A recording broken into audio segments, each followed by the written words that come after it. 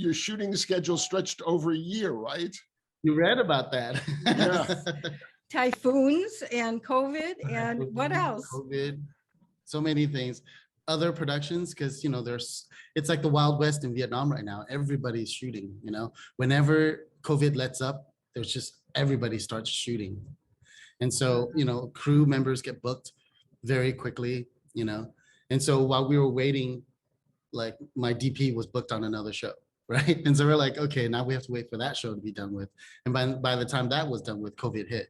And so it was just, but we're so happy that we finally made it. And, it was selected for Sundance. So just wonderful. Yeah. And congratulations. Congratulations. And you had, had the kids in mind. You had to get them situated too and be safe with them. Yes, absolutely. Absolutely. And so, working with them, their schedule is always the first priority, right? So we knew that when we were working with kids, we always have to schedule around their resting time. So we, plan like 4 to 5 hours at a time, and then we go and we shoot something else, and we'll come back because they need rest time. Yeah, but never underestimate the value of bubble tea. That's all I have to say. Let's go back to the beginning here. Doing a family type movies is something that wasn't in your wheelhouse before, but it was your own personal experience. And then this story, were you aware of how popular this story was in Vietnam before you came upon it to do it? I had no idea. I had no idea about the TV show until I started doing this film. And then I actually looked into it and I was like, wow, it's hugely popular. And I was like, that explains it, because there are shops in Vietnam that are called Maika. And I never knew, like, why would somebody name a shop Maika in Vietnam? And now, after starting to do research on the film, I was like, oh, it's because of the show, And I started finding out things like there's a Maika bowl haircut. So, parents would go into the barber shop and go, give my daughter the Maika cut, Wow. So it's kind of like this. Yikes. Based on the old TV show. Yeah. And so my AD, I had worked with her on a couple of commercials, and I was like, well, I'm doing my feature next. It's Maika. It's the reimagining of the old TV show. And she's like, really? My daughter's named Maika, and she's in her early 30s. And so this was exactly sort of her formative years, she remembered the TV show. They remember coming out waiting every summer for the TV show to rerun. And then there were cinemas that were booking the episodes and selling tickets for people, to see it on the big screen. Wow. And it was like the Little Mermaid with Ariel. Everybody kept naming their kids Maika. Absolutely. Absolutely. Everybody kept naming their kids Maika. And so even our production babies, our UPM, she ended up getting pregnant on the first day that we started shooting. And so by the time that we wrapped, she had already delivered her baby, Maika. Oh my gosh. Well, this comes from a Czechoslovakian story. Can you explain that? Yeah, so the TV show came from an actual book. And so the book was written in 1969. The TV show was made in 1974, right? Wow. They only made one season, like 12 episodes, 13 episodes. And, but then, and then the show died out, but it found an audience in Vietnam in the late 80s, early 90s, and they found it was a huge occult following. And so BHD was the production, the studio that hired me. They were fans as well. The owners, the heads of the studios were fans, and they had been wanting to produce it for 4 years before I came onto the scene. And they had only had an outline written by Vincent Ngo, who wrote Hancock. And so in 2018, they approached me with it. I was going through the loss of my mom, so I was grieving, and I didn't know how to get over my grief. I'm the baby of the family, so I'm really close to my mom. And then, so when they gave me this outline and I read, oh, the story is about a little boy who's lost his mother and needs to overcome his grief. And then he meets this little alien who becomes his best friend, I was like, I can relate to this kid, right? And so I started, taking it on its own little, its own path. really a departure from the TV show, because the TV show, she lands and she meets with a group of kids. And then it's all about her being a delegate from another planet, and having a press conference to show, to demonstrate to everybody that she's from another planet. And she's also a robot. And I was like, well, the whole robot thing, it made me think of, I don't know if you remember that TV show, Small Wonders. It was on for on Saturdays. It was really cheesy. It was on Fox, but it was a little girl robot, And I was like, I didn't want it to be like a little girl robot like Small Wonders. So I said, let's make her like an organic alien, right? And let's build a concept around her being, like, where her powers came from, because she does have powers, right? And so the whole idea I started developing was, I was really into meditation at the time, because I was using that to overcome my own personal grief. Understand. And so I had written into it like, oh, it's all about sound, it's all about vibrations, it's all about the heart chakra. And so when she uses her power, when she arrives on the scene, different vibrations you would hear, right? And so, it also helps me like settle my heart, as I start the film. And so if you listen very carefully at the very beginning of the film, you hear that tone, right? It's a very specific frequency that helps us calm the heart. So it just brings us into the film. Yeah. So let's talk a little bit about casting your leads. Both Maika, who, as I understand it, this is her first film. She's a model, a child model, not an actress. Beautiful. And the two boys, Hung and Bao, they have an interesting relationship too. This is all part of that script. They have that push me, pull me, best friend kind of relationship. And the fact that he has the inhaler, the Bao uses his inhaler all the time, was a nice touch as well. He's so animated. Yeah. Yes, he is. And he was great, because Bao, he's played by Tintin. And Tintin has been a stage performer ever since he was 4 years old. Oh. 4 years old. He's on the stage singing, dancing, rapping, and he's singing like folk opera, right? Vietnamese, folk opera. And so he just loves the camera. But it's very interesting, because we tried to do an interview with him recently. And now that he's gotten older, he's gotten a little bit camera shy.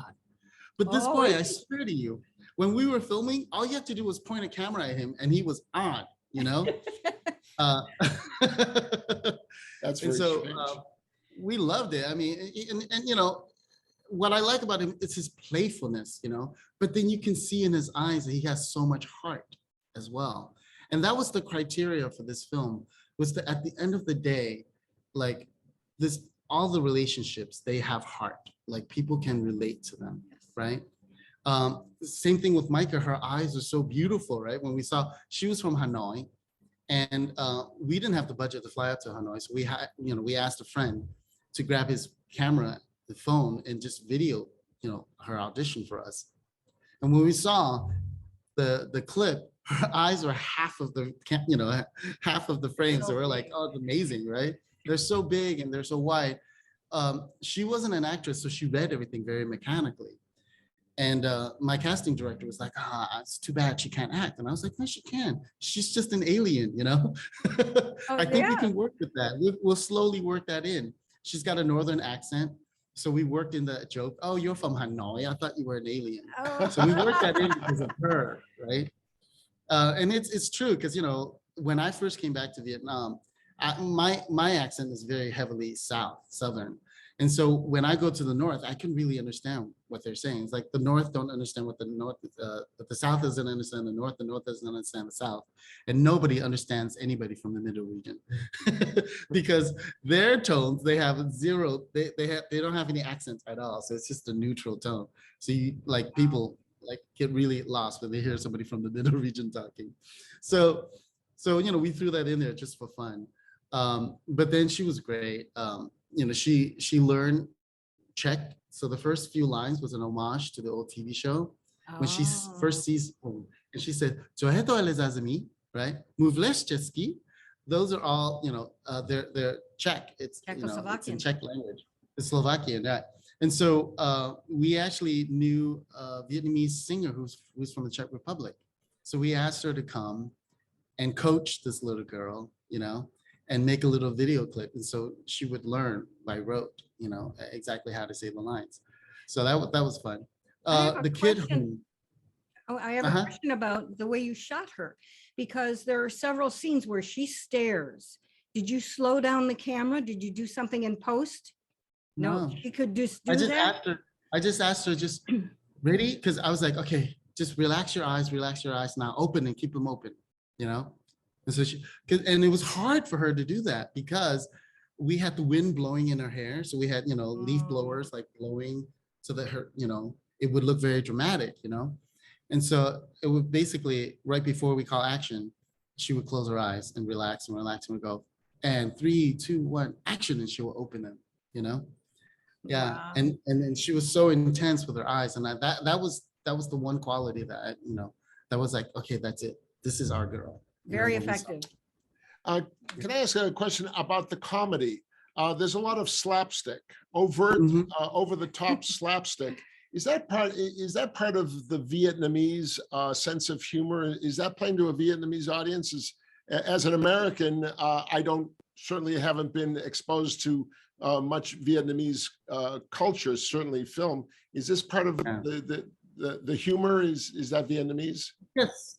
Yeah, it's very Vietnamese broad comedy humor, right? And then because usually there are two types of humor that's used on screen. It's very vaudeville. So one is very vaudeville. It's all based on like dialogue and sort of setup and payoffs, right? Gotcha. And then the other is just slapstick, very physical comedy. And so with the kids, I couldn't really do the vaudevillian style because they're kids. So, you know, how witty can they be, right? So we can't get too far academically or literally.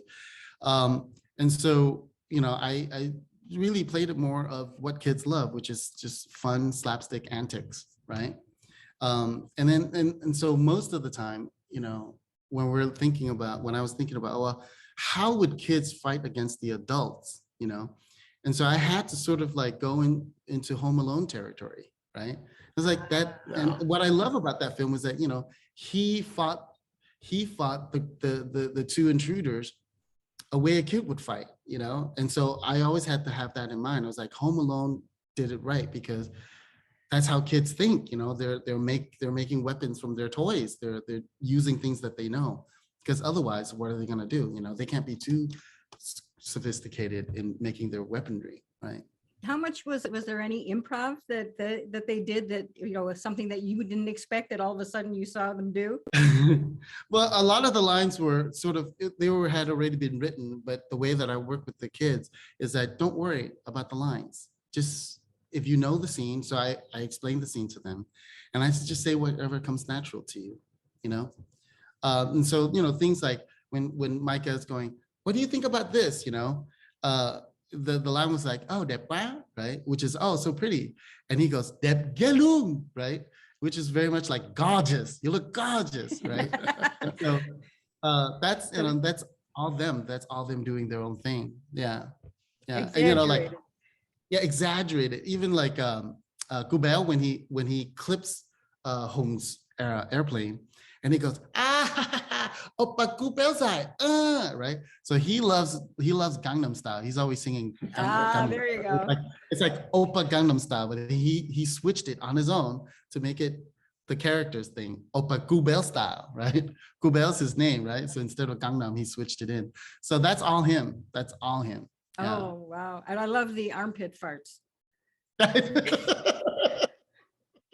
That works. And of course, the little Yes. the finger wiggle. Also, you kind of made an interesting choice in casting where your villain is the best looking guy in the movie. He's got the movie star looks, and yet he's the evil guy. That was kind of an interesting choice in casting. Because we want, you know, the whole character, that character is based on like sort of like Elon Musk, right? It's the man with the vision, the man with the dreams, was like bigger than himself, right?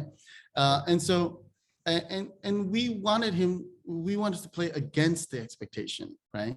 So he's very charming, right? He's very outwardly very, very charming, and when he speaks is very inspiring, and you know, and so that's the character. but at the end of the day, he has an agenda, and we don't know what it is yet, you know. And slowly we sort of uncover what the agenda is.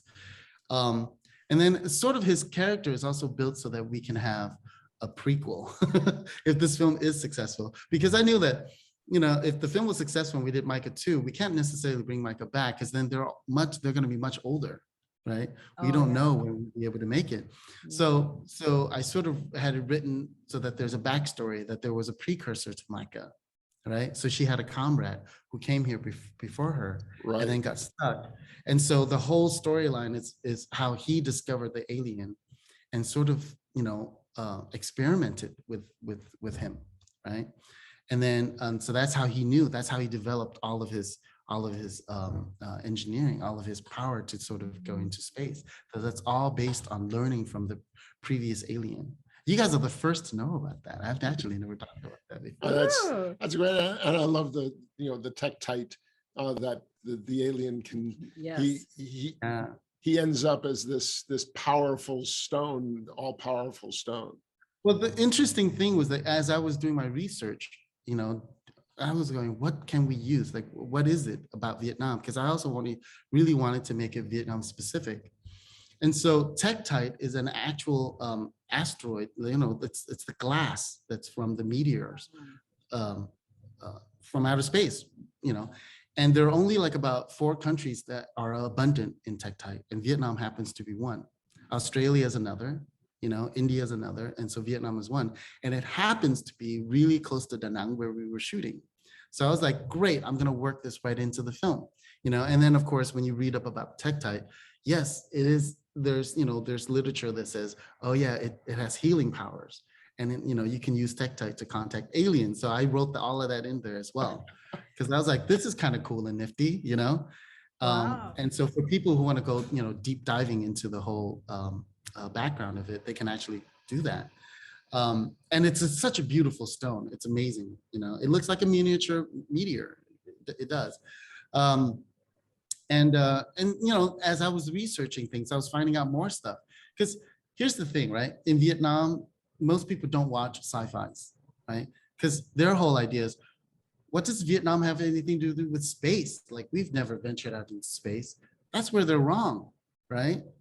That's where most people are wrong, because the very first Asian in space was Vietnamese, right? And his name is, you know, Pham Tuân, and he's still alive to this day. We actually wanted him to do a cameo, right? But it was COVID, and so he was really nervous because, you know, he's quite up there in his age, and so he was very, very nervous about going out in public. So we're like, okay, maybe we can save it for later. But, you know, at least I wanted to sort of put his picture in the film so we can acknowledge, hey, you know what, this is an issue of pride for us. You know, we should be proud of this. A hero. You know? Yeah, exactly. And he's done like more than 60. You know, I want to say 100, but he's done a lot. He's done more than 60 missions into outer space. Maybe you can use him for the prequel. I know that, right? That would be interesting, right? It would be very cool if we had his if we can get his permission so we can write a character based on him. That would be great. Thank you. What a great idea. Well, Movies and Shakers. That's right. We love learning that there's so many more layers to this movie than just a, you know, calling it just a kid movie or a family movie misses the point. There's a lot for us to learn about Vietnam and the Vietnamese in this movie as well. And that was clearly your intent as well. Well, and a lot of heart, Absolutely. as you said. I mean, it's nice to know that it was your personal story as well, and you put a lot of yourself in it. And it shows. I mean, there is a lot of heart in this movie. Well, I wanted to make it as a love letter to my mom, you know, as a tribute to her. And so I knew that, you know, whatever I did, I had to make sure that the emotions were there, you know. I think my producer said it best. He calls it the feels, right? Because I was like constantly rewriting the script while we were shooting. Because, you know, Vietnam it's crazy. The period of production is like 9 months. You write a script, I barely turned in the first draft. And they're like, okay, let's shoot it. I was like, no, this is the first draft. You never shoot the first draft, you know? And of course, the Vincent, who wrote Hancock, he read the first draft. He's like, you can't shoot this. You can't shoot this. It's not ready. And I was like, I don't know. The train's left the station, you know? And he's like, no, you have to stop it. You have to rewrite it because it's not there yet. And so I was like, okay. So Jenny, my producer, was helping me maintain everything, sort of like to still keep pre-producing while giving me time to like rewrite. And Anderson, my other producer, was constantly reading every new scene that I had written. And his number one criteria was that it had to have the feels, what he calls the feels, right? So if it's emotionally charged, it's good, right? And so that was our mandate, was to make sure that whatever I had rewritten of the script, it needs to be emotionally charged, right? Whether it's the bad guy's motivation, he has some connection to it, right? It's his personal, his lifelong work. And so if Maika takes it all away from him, it's an emotional thing for him, you know? And so just to make sure that all the characters are fully invested in what they want. Yeah. Yeah. The feels are there all the way through. I mean, in every relationship, with Hung and his father, and his girlfriend, the nurse, and then finally the three of them coming together. There's The friendship. and of course Hung and his mother and the mother, the memory of his mother. It's there through in almost every scene. Yes. Thank you so much. And that's the one thing, especially the relationship with Hung and his father, because I feel like that's a relationship that's very typical of Asian families, where the father doesn't know how to show his emotion, and I have that same relationship with my dad. And it was really cool to hear our composer when he was writing the scene where the father was like, sometimes I don't know what he wants, and he got emotional writing the music for that scene, because he felt like that's his biggest fear as a father, is A, working too hard, not being there for his kids, and B, being so, uninvolved that he doesn't know what they want, right? And so it touched on an emotional heartstring for him. Yeah. And that's why I put that in there as well, because that's the difficulty I had with my dad.